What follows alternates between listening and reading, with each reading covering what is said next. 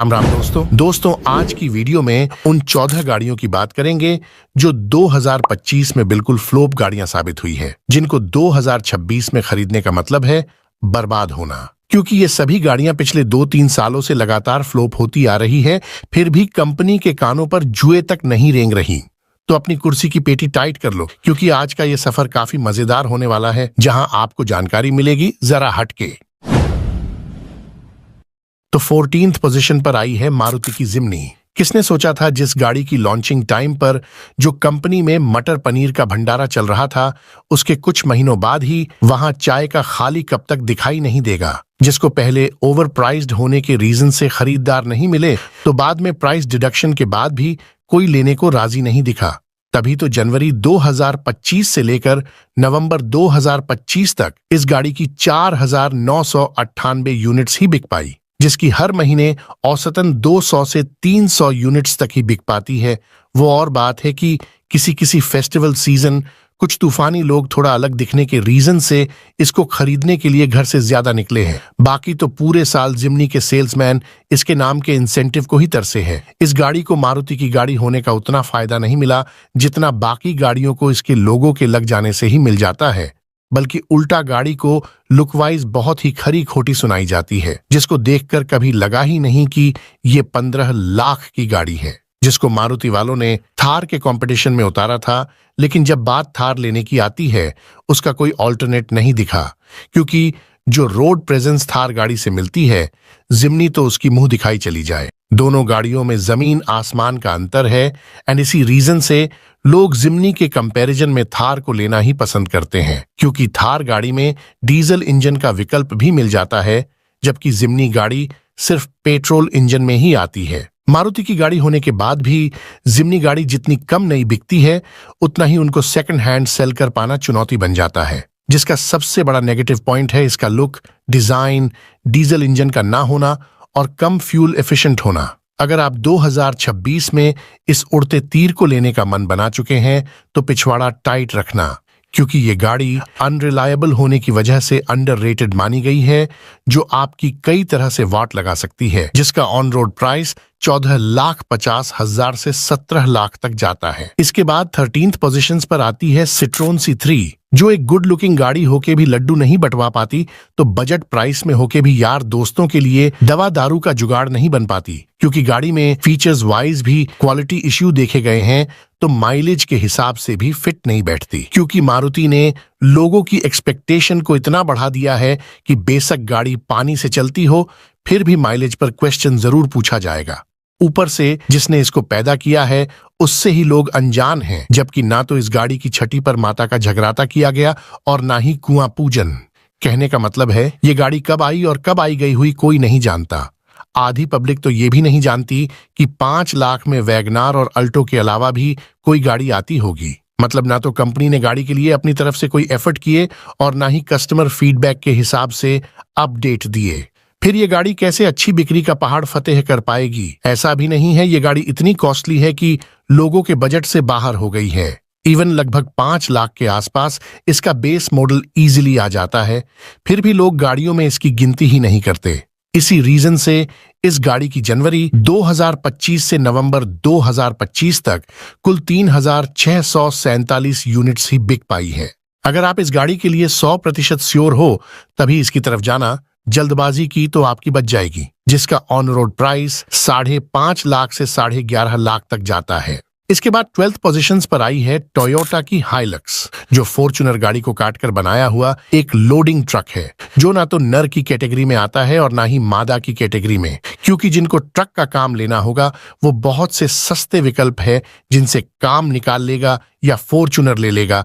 फिर इस आधी अधूरी गाड़ी को कौन खरीदेगा? मतलब कुल मिलाकर देखा जाए तो जितनी फॉर्च्यूनर बिकती है, ये उतनी नहीं बिक पाती, जिसको प्रॉपर ऑफरोडिंग एरिया के लिए बेशक खरीदा जाए, लेकिन जिनका ऑफरोडिंग से कुछ लेना देना नहीं, उनका तो कलेजा सा छोल सकती है, जिसको सिर्फ रौबदार स्टेटस को इंडिकेट करने के लिए खरीदा जाता है, जो काम की कम और पैसे वालों की 100 ऑफ गाड़ी होती जा रही है। तभी तो आम पब्लिक की पहुंच से दूर होती इस गाड़ी के नाम की दिल्ली दूर ही लगती है, क्योंकि टोयोटा की फॉर्च्यूनर तो फिर भी अच्छी सेल्स निकाल लेती है, लेकिन ये गाड़ी कुछ खास नहीं बिक पाती, जिसकी जनवरी से नवंबर तक कुल 3,588 यूनिट्स ही बिक पाई है। लेकिन ये गाड़ी कम बिकने के बाद भी अपने अस्तित्व को जिंदा रखे हुए है, क्योंकि इस गाड़ी की एक यूनिट्स वैगनार की 8 यूनिट्स के बराबर है, जो टोयोटा का वो सफेद हाथी है जो आंकड़ों में कम बिकता है लेकिन मुनाफा बराबर देता है।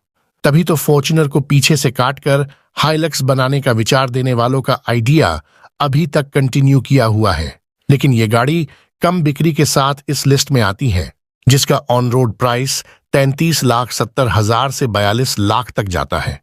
इसके बाद 11th पोजीशंस पर आती है मारुति की इन्विक्टो, जिसको बॉडी डबल करके मारुति ने उड़ता तीर उड़ते हुए ही लिया है, क्योंकि जब टोयोटा मारुति की गाड़ियों को रीबैज करके मारुति की झोली में गांधी जी की अच्छी बरसात कर रहे थे, फिर इतनी महंगी गाड़ी को रीबैज करके मारुति ने क्यों अपनी पॉकेट मरवाई, जो कोई नई गाड़ी ना होकर टोयोटा हाईक्रॉस की एक 7A क्वालिटी की कॉपी गाड़ी है, जिसमें पता नहीं क्या ही सोचकर मारुति ने इंजीनियरों से हाफ डे लगवाया, क्योंकि मारुति की गाड़ियों को उस बजट तक ही अफोर्डेबल माना गया है जिस बजट में घर भी चलता रहे और गाड़ी भी। जबकि ये गाड़ी चला लो या देश, एक ही बात है। तभी तो 30 लाख के बजट की इस गाड़ी की अभी तक कुल 3,432 यूनिट्स ही बिक पाई है, जो हर महीने 200 से 300 के बीच सिमटी हुई दिख जाती है। जबकि टोयोटा की हाईक्रॉस हर महीने 9,000 से 10,000 यूनिट्स बिक के ये बता देती है कि ओरिजिनल को बीट करना सबके बस की बात नहीं।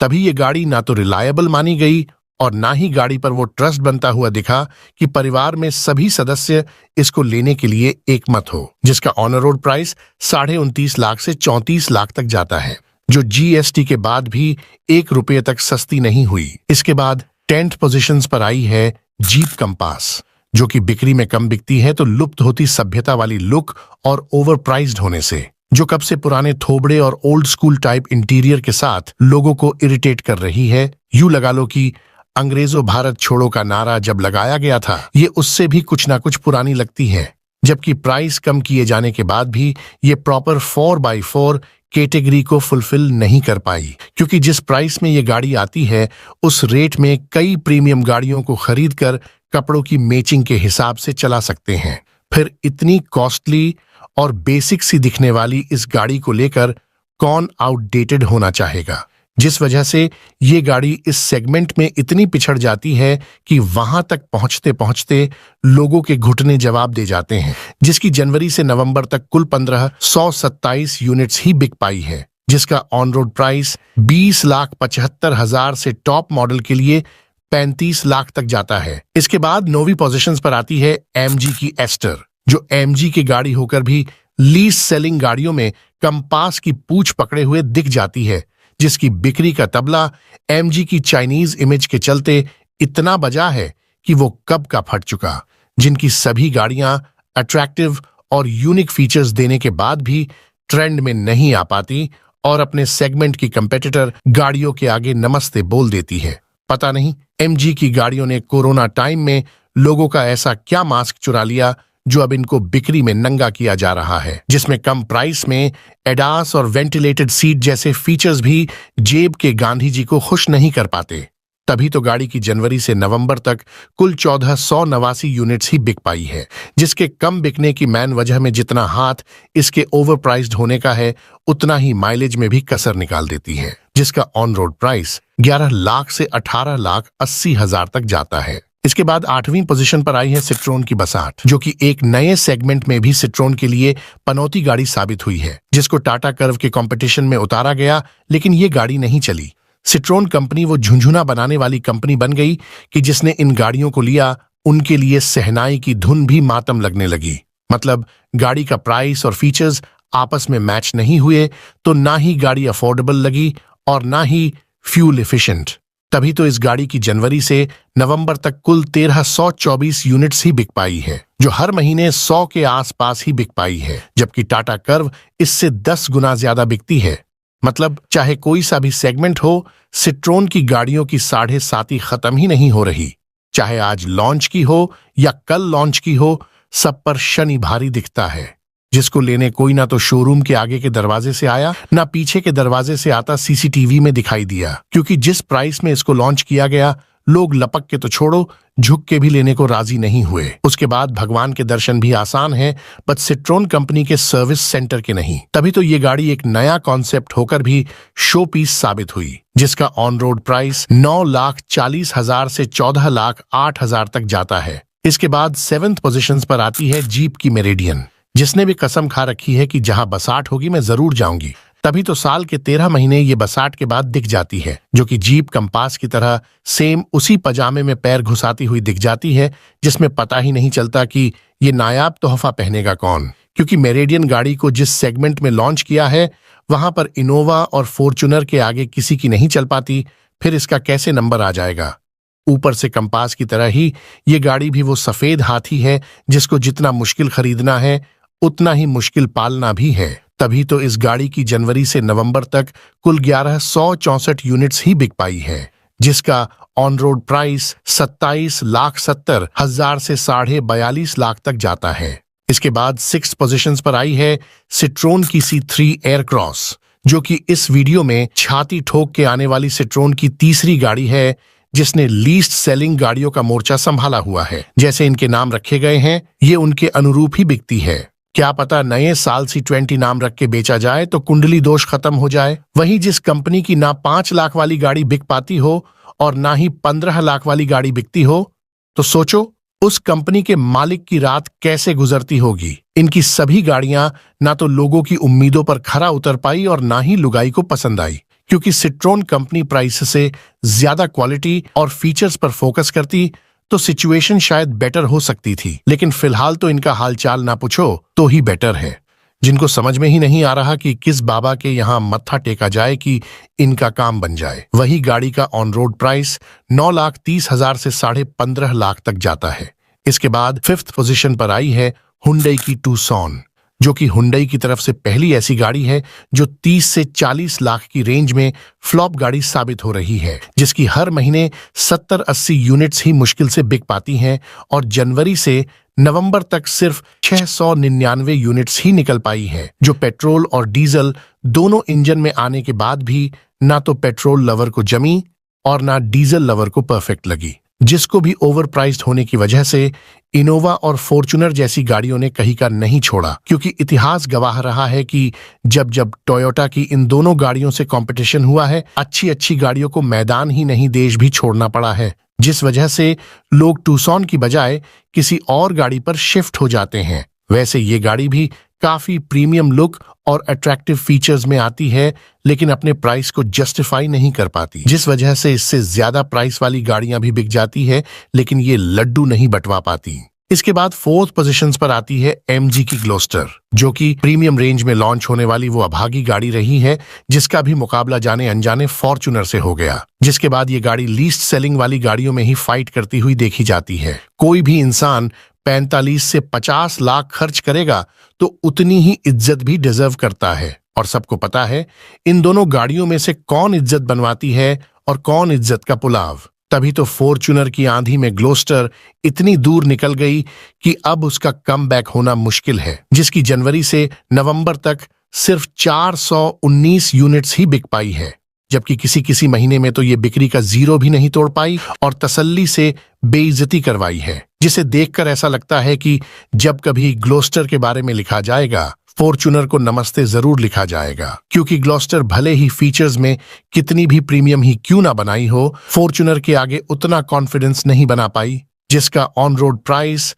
45 लाख से 50 लाख तक जाता है। इसके बाद 3rd पोजीशन पर आई है महिंद्रा की मराजो, जिसको फ्लोप कराने के पीछे महिंद्रा का हाथ ही नहीं पूरा शरीर ही रिस्पॉन्सिबल दिखता है, क्योंकि गाड़ी को अपडेट ना करके लुक वाइज इतना बासी कर दिया है कि गरीब से गरीब इंसान भी भूखा रहना पसंद करेगा, लेकिन मराजो के नाम का निवाला तक नहीं खाएगा। मतलब गाड़ी की इंजन परफॉर्मेंस को छोड़कर ऐसा कोई भी पॉजिटिव पॉइंट नहीं दिखता कि पब्लिक ₹1.25 का भी प्रसाद बंटवा पाए, जबकि गाड़ी की लुक जितनी ऑड है उतना ही इस पर पैसे खर्च करना भी ऑड लगता है।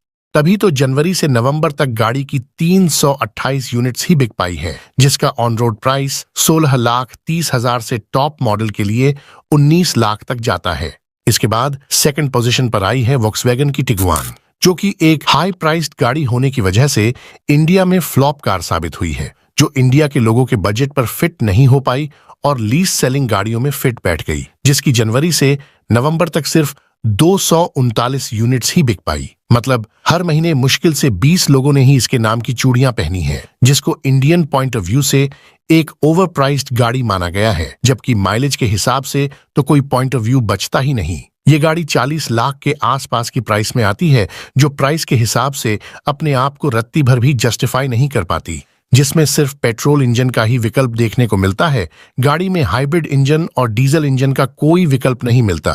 40 लाख में इस पेट्रोल की गाड़ी को लेने से अच्छा तो 20 लाख में ही बहुत से हाइब्रिड इंजन के ऑप्शन मौजूद है। इवन 10 से 15 लाख में तो सीएनजी की पॉपुलर गाड़ियां तक आ जाती है। फिर भी ना तो इस गाड़ी की बिक्री हो रही, ना ही प्राइस करेक्ट किया गया। तभी तो इस गाड़ी को ना तो पॉकेट फ्रेंडली माना जाता है और ना ही सेकंड हैंड मार्केट में फिट बैठती है। इसके बाद फर्स्ट पोजीशन पर आई है सिट्रोन की C5 एयरक्रॉस, जो सिट्रोन की चौथी गाड़ी है जिसने कंपनी की बिक्री में पोथी करवा रखी है। ये गाड़ी ना तो पेट्रोल में बिक पाई और ना ही डीजल इंजन में किसी ने इस पर भरोसा किया। ऊपर से डीजल के साथ 10 से 12 की माइलेज को लोगों ने कोई खास नहीं माना और एक स्ट्रगल करती कंपनी की ये गाड़ी भी सुपर फ्लॉप गाड़ी बन गई, जिसके हाई प्राइस एंड इस माइलेज से सब दूर भाग जाते हैं। कोई इस गाड़ी को लेना पसंद नहीं करता। वही सिट्रोन कंपनी की किसी भी गाड़ी की रीसेल वैल्यू बिल्कुल नहीं है, तो इसका भी डब्बा गोल ही है, जो कि हाई प्राइस्ड गाड़ी है। तभी इस गाड़ी की जनवरी से नवंबर तक सिर्फ 59 यूनिट्स ही बिक पाई है। सो ये थी वो 14 गाड़ियां जो 2025 में कम बिकते हुए क्या कंपनी और क्या खरीदने वाले सबके लिए खतरा है, जिनको 2026 में लेने से पहले आपको हेल्थ इंश्योरेंस पॉलिसी करवाना पड़ सकता है। तो आपको आज की ये रोचक जानकारी कैसी लगी कमेंट्स में जरूर बताएं। सो मिलते हैं एक और इंटरेस्टेड और रोचक जानकारी के साथ। जय हिंद।